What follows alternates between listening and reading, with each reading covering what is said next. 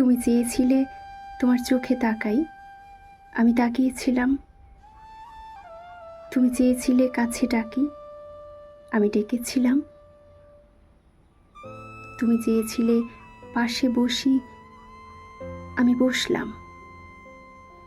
তারপর আমি বললাম, থেকে যাবে তো? তুমি বললে, ছাড়বো না কখনো।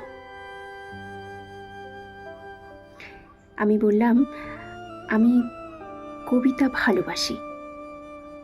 তুমি বললে, আমি কবিতা হব। ডাক দিয়ে পাশে বসিয়ে আমি লিখতে বসলাম তোমার চোখে চেয়ে। তারপর কেটে গেল 2.5 বসন্তের কবিতার দিন। আবৃত্তি করব ভেবে যখন সুরে তুললাম, তুমি তখন মনের বাইরে একটু একটু করে দূরে সরিয়ে দিচ্ছ। অতঃপর কবিতার মৃত্যুতে নোটিশ টানিয়ে বললে, তোমার চোখ নেই, কান নেই, ডাক শুনো না, মাটিতে বসতে পারো না। আমি বুঝলাম অবশেষে তুমি কবিতা নও, অঙ্ক ছিলে।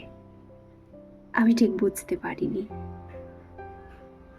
কবিতা ভেবে মুখস্থ করে নিয়েছিলাম, কিন্তু অঙ্ক মুখস্থ করে লাভ নেই, সূত্র বুঝতে হবে।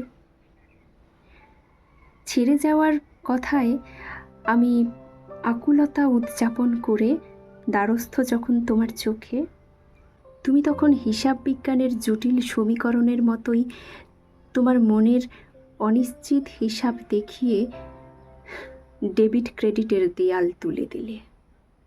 আমাকে ছেড়ে যাওয়ার দেওয়াল দেখিয়ে দিলে অজুহাত নামক যন্ত্র যাতনার অঙ্ক। আমি বললাম, ভালোবাসি এখানে অজুহাত বেমানান। তুমি বললে, আমি দেনাদার, তুমি পাওনাদার। হিসাব বিজ্ঞানের চূড়ান্ত হিসাব ফলাফল যেখানে দুজনের জন্য দুটো আলাদা ঘর, মাঝখানে দৃশ্যমান দেয়াল, বুঝো না? আমি এবার সত্যি সত্যি বুঝলাম, আমি কবিতা ভালোবাসতাম আর তুমি অঙ্কে পাকা মানুষ।